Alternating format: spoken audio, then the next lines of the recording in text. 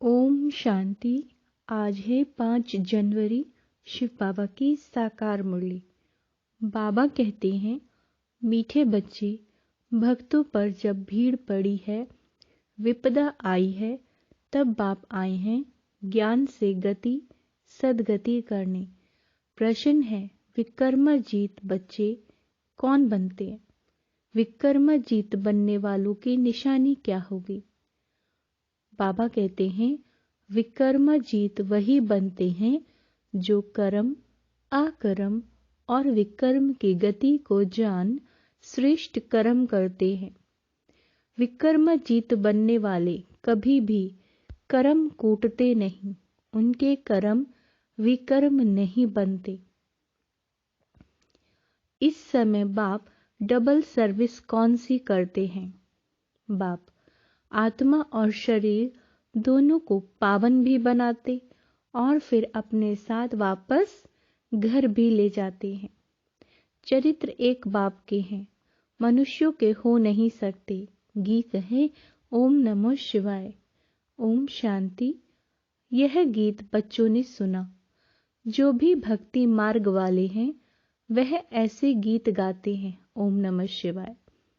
घोर अंधियारे से उजियारा चाहते हैं और दुख से छूटने की पुकार करते रहते हैं। तुम तो हो शिव वंशी ब्रह्मा कुमार कुमारियां। यह तो समझने की बात है। इतने बच्चे कुख वंशावली तो हो नहीं सकते, जरूर मुख वंशावली होंगे। श्री कृष्ण को इतनी रानियां अथवा बच्चे नहीं थे। गीता का भगवान तो राजयोग सिखलाते हैं, तो जरूर मुख वंशावली होंगे। प्रजापिता अक्षर तो नामी ग्रामी हैं, उनके मुख से बाप आकर ब्राह्मण धर्म रचते हैं। प्रजापिता नाम बाप का शोभता है। बाबा कहते हैं, अब तुम प्रैक्टिकल में उस बाप के बने हो। वह तो कह देते कि श्री कृष्ण भी भगवान था, शिव भी भगवान था। रुद्र भगवान के बदले श्री कृष्ण का नाम डाल दिया। कहते भी हैं, शंकर पार्वती, रुद्र पार्वती नहीं कहेंगे, शिव शंकर महादेव कहते हैं। अब श्री कृष्ण को रुद्र व शंकर तो नहीं कहेंगे। भक्त गाते हैं परंतु भगवान को नहीं जानते। भारत में वास्तव में सच्चे सच्चे भक्त वह है जो पूज्य थे, वही अब पुजारी बने, उनमें भी नंबरवार। बाबा कहते हैं, तुम्हारे में भी नंबरवार हैं। तुम हो ब्राह्मण और वह है शूद्र। देवता धर्म वाले ही बहुत दुखी होते हैं, क्योंकि उन्होंने बहुत सुख भी देखे हैं। अब तुम्हारा दर दर भटकना बंद हो गया है, आधा कल्प के लिए। यह राज भी तुम ब्राह्मण ही जानते हो, सो भी नंबरवार। जिन्होंने कल्प पहले जितना पुरुषार्थ किया था उतना ही अब करते हैं। ऐसे नहीं जो ड्रामा में होगा, फिर भी पुरुषार्थ का नाम आता है। ड्रामा को बच्चों से पुरुषार्थ कराना ही है। जैसा पुरुषार्थ वैसा पद मिलेगा। हम जानते हैं, कल्प पहले भी ऐसा पुरुषार्थ किया था। ऐसे सितम हुए थे, यज्ञ में विघ्न पड़े थे। तुम बच्चे जानते हो, बाबा फिर से आया हुआ है। कल्प पहले भी इसी समय आया था, जबकि अंग्रेजों का राज्य था, जिन्हों से कांग्रेस ने राज्य लिया, फिर पाकिस्तान हुआ। यह कल्प पहले भी गाया हुआ है। गीता में ये बातें नहीं है। आखिर समझ जाएंगे कि बरोबर अब वही समय है। कोई कोई समझते हैं कि ईश्वर आ गया है। जब महाभारी लड़ाई लगी थी तो भगवान आया था। कहते हैं ठीक है, सिर्फ नाम बदल दिया। रुद्र नाम लेवे तो भी समझे कि ठीक। रुद्र ने ज्ञान यज्ञ रचा था, जिससे दुनिया की विपदा टली थी। यह भी धीरे धीरे तुम्हारे द्वारा पता लग जाएगा। इसमें अभी समय पड़ा है, नहीं तो यहाँ ऐसे भीड़ मच जाए जो तुम पढ़ भी न सको। यहाँ भीड़ का बाबा कहते हैं कायदा नहीं है, गुप्त वेश में काम चलता रहेगा। जब अब कोई बड़ा आदमी यहाँ आए तो कहेंगे इनका माथा खराब है। यह तो बाप तुम बच्चों को पढ़ा रही हैं। देवता धर्म तो भगवान आकर रचिएगा ना। वह अब आया है नई दुनिया रचने, भक्तों की भीड़ उतारने। विनाश के बाद तो कोई दुख होगा नहीं। वहां सतयुग में भक्त होते नहीं, ना कोई ऐसे कर्म करेंगे जो दुखी हों। मुंबई से रमेश भाई का फोन आया। बाप दादा चले आते हैं तो बच्चे उदास होते हैं। जैसे स्त्री का पति विलायत में जाता तो याद में रो पड़ती है। वह है जिस्मानी संबंध। यहाँ बाबा के साथ रूहानी संबंध है। बाबा से बिछड़ते हैं तो प्रेम के आंसू आ जाते हैं। जो सर्विसेबल बच्चे हैं, बाबा को उनका कदर है। सपूत बच्चों को फिर बाबा का कदर रहता है। शिव बाबा को बहुत ऊंचे से ऊंचा संबंध है शिव बाबा से। उनसे उच्च संबंध तो कोई होता नहीं। शिव बाबा तो बच्चों को अपने से भी ऊंचा बनाते हैं। पावन तो तुम हो। बाबा कहते हैं पावन तो तुम बनते हो, परंतु बाप समान एवर पावन नहीं हो सकते। हाँ, पावन देवता बनते हो। क्या बनते हैं? पावन देवता। बाबा तो ज्ञान का सागर है। हम कितना भी सुने तो भी ज्ञान का सागर नहीं बन सकते। वह ज्ञान का सागर, आनंद का सागर है। बच्चों को आनंदमयी बनाते हैं और तो सिर्फ नाम रखवाते हैं। इस समय दुनिया में भक्त माला बड़ी लंबी चौड़ी है। बाबा कहते हैं तुम्हारी 16,108 की माला है। भक्त तो करोड़ों हैं। यहाँ भक्ति की बात ही नहीं, ज्ञान से ही सद्गति होती है। अब तुमको भक्ति की जंजीरों से छुड़ाया जाता है। बाप कहते हैं सब भक्तों पर जब भीड़ होती है तब मुझे आना पड़ता है, सभी की गति सद्गति करने। स्वर्ग के देवताओं ने जरूर ऐसे कर्म किए तब इतना ऊंचा पद पाया। कर्म तो मनुष्यों के चले आते हैं, परंतु वहां कर्म कूटते नहीं। यहाँ कर्म अकर्म विकर्म बनते हैं। यहाँ जो भी हम कर्म करते हैं कलयुग में क्या बनते हैं? विकर्म बनते हैं। क्यों? क्योंकि माया है। वहां माया होती नहीं। तुम बाबा कहते हैं विकर्मा जीत बनते हो। जिन बच्चों को अभी कर्म अकर्म और विकर्म की गति समझाता हूँ वही विकर्मा जीत बनेंगे। कल्प पहले भी तुम बच्चों को राजयोग सिखाया था, वही अब भी सिखला रहा हूँ। कांग्रेसियों ने अंग्रेजों को निकाल राजाओं से राजाई छीन ली और राजा नाम ही गुम कर दिया। 5,000 वर्ष पहले भारत राजस्थान था। देव लक्ष्मी नारायण का राज्य था। देवताओं का राज्य था तो परिस्तान था। जरूर उन्हों को भगवान ने राजयोग सिखाया होगा, तब उन्हों का नाम भगवती भगवान पड़ा। परंतु अभी अपने में ज्ञान है तो हम भगवती भगवान नहीं कह सकते।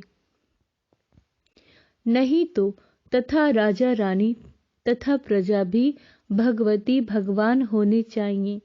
बाबा कहते हैं परंतु ऐसे हो नहीं सकता। लक्ष्मी नारायण का राज्य, बाबा कहते हैं लक्ष्मी नारायण का नाम भी प्रजा में कोई अपने ऊपर रख न सके, लॉ नहीं है। विलायत में भी राजा का नाम कोई अपने ऊपर नहीं रखेंगे, उनकी बहुत इज्जत करते हैं। तो बच्चे समझते हैं 5,000 वर्ष पहले बाप आया था, अब भी बाप आया है दैवी राजस्थान स्थापन करने। शिव बाबा का आना भी अब हुआ है। वह है पांडवों का पति, ना कि श्री कृष्ण। बाप पंडा बनकर आया है और वापस ले जाने के लिए, नई सतयुगी दुनिया रचने के लिए। तो जरूर ब्रह्मा द्वारा ही ब्राह्मण रचेंगे। मुख्य गीता को ही खंडन कर दिया। अब बाप कहते हैं मैं श्री कृष्ण नहीं हूँ, मुझे रुद्र और सोमनाथ कह सकते हैं। तुमको ज्ञान सोमरस पिला रहा हूँ, बाकी लड़ाई आदि की कोई बात नहीं। तुमको योग बल से राजाई का मक्खन मिल जाता है। श्री कृष्ण को मक्खन जरूर मिलता है। यह है श्री कृष्ण के अंतिम जन्म की आत्मा। इनको ब्रह्मा सरस्वती को भी बाप ऐसे कर्म सिखला रहे हैं जो भविष्य में लक्ष्मी नारायण बन जाते हैं। यह लक्ष्मी नारायण ही छोटेपन में राधा कृष्ण है, इसीलिए लक्ष्मी नारायण के साथ राधा कृष्ण का भी चित्र दिया है। बाकी इनकी कोई बड़ाई नहीं है। चरित्र है एक गीता के भगवान कहा। वह शिव बाबा बच्चों को भिन्न भिन्न साक्षात्कार कराते हैं। बाकी मनुष्यों के कोई चरित्र नहीं है। क्राइस्ट आदि ने भी आकर धर्म स्थापन किया, सो तो सभी को अपना पार्ट बजाना ही है। इसमें बाबा कहते हैं चरित्र की तो कोई बात नहीं, वह कोई को गति दे न सके। अब बेहद का बाप कहते हैं कि मैं तुम बच्चों को डबल सर्विस करने आया हूँ बच्चों की, जिससे तुम्हारी आत्मा और शरीर दोनों पवित्र हो जाएंगे। सभी को वापस घर मुक्ति धाम में ले जाता हूँ, फिर वहां से अपना अपना पार्ट बजाने आएंगे। बाबा कहते हैं कितना अच्छी रीति बच्चों को समझाते हैं। इन लक्ष्मी नारायण के चित्र पर समझाना बड़ा सहज है। त्रिमूर्ति और शिव बाबा का चित्र भी है। कोई कहते हैं त्रिमूर्ति ना हो, जैसे कोई कहते हैं श्री कृष्ण के चित्र में 84 जन्मों की कहानी ना हो, लेकिन हम तो सिद्ध कर बतलाते हैं जरूर पहले नंबर वाले श्री कृष्ण को सबसे जायज़ी जन्म लेने पड़ेंगे। नई नई पॉइंट्स तो रोज आती हैं, परंतु धारणा भी होनी चाहिए। सबसे सहज है लक्ष्मी नारायण के चित्र पर समझाना। मनुष्य थोड़े ही कोई भी चित्र का अर्थ समझते हैं, उल्टा सुल्टा चित्र बना देते हैं। नारायण को 2 भुजाएं तो लक्ष्मी को 4 भुजाएं दे देते हैं। सतयुग में इतनी भुजाएं होती नहीं है। सूक्ष्म वतन में तो है ही ब्रह्मा विष्णु और शंकर, उन्हों को भी इतनी भुजाएं हो नहीं सकती। बाबा कहते हैं मूल वतन में है ही निराकार आत्माएं, फिर यह 8-10 भुजा वाले कहाँ के रहने वाले हैं। मनुष्य सृष्टि में रहने वाले पहले हैं लक्ष्मी नारायण। कौन है? लक्ष्मी नारायण, 2 भुजा वाले, परंतु बाबा कहते हैं उनको 4 भुजाएं दे दी हैं। बाबा कहते हैं लक्ष्मी नारायण को सांवरा तो लक्ष्मी को गोरा दिखाते हैं, तो उनके तो बच्चे होंगे वो कैसे और कितनी भुजाओं वाले होंगे? क्या बच्चों को 4 भुजा, बच्ची को 2 भुजा होंगी क्या? ऐसे ऐसे प्रश्न पूछ सकते हो। बच्चों को समझाया है हमेशा ऐसे समझो कि हमको शिव बाबा मुरली सुनाते हैं, कभी यह ब्रह्मा भी सुनाते हैं।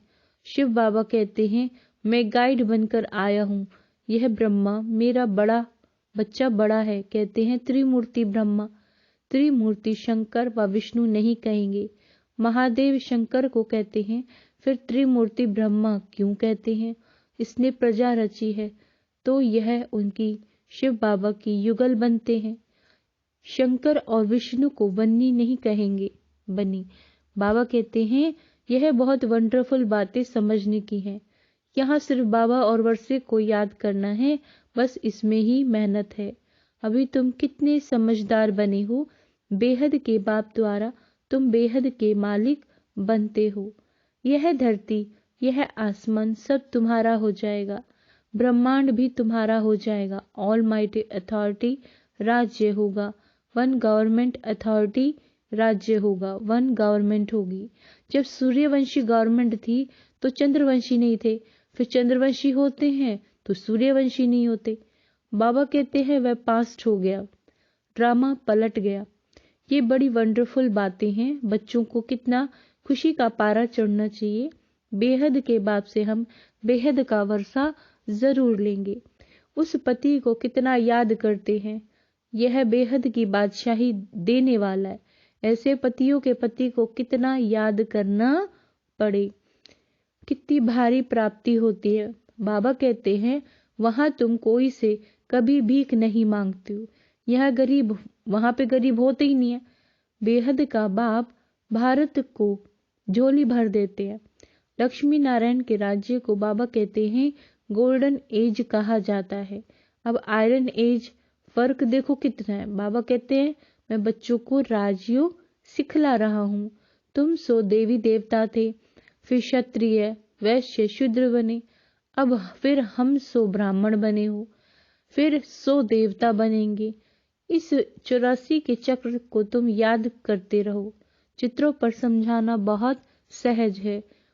तो कोई और राज्य नहीं था पहले, एक ही राज्य था, बहुत थोड़े थे, उसको कहा जाता है स्वर्ग।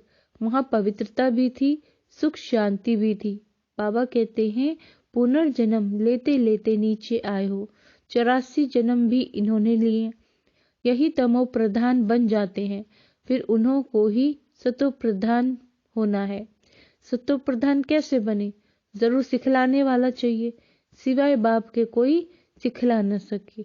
तुम जानते हो शिव बाबा इनके द्वारा जन्मों के अंत में इनमें प्रवेश करते हैं, कितना साफ करके समझाते हैं।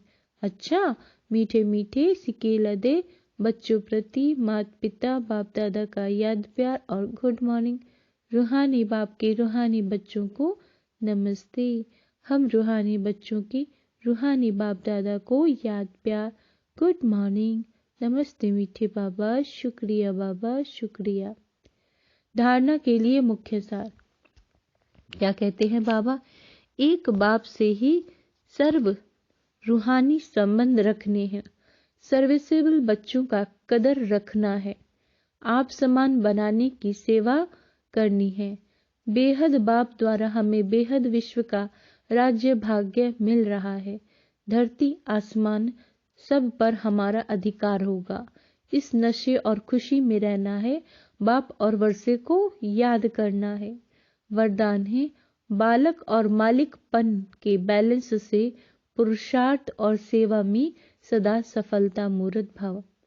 सदा ये नशा रखो कि बेहद बाप और बेहद वर्षे का बालक सो मालिक हूँ। लेकिन जब कोई राय देनी या प्लान सोचना है, कार्य करना है, तो मालिक होकर करो।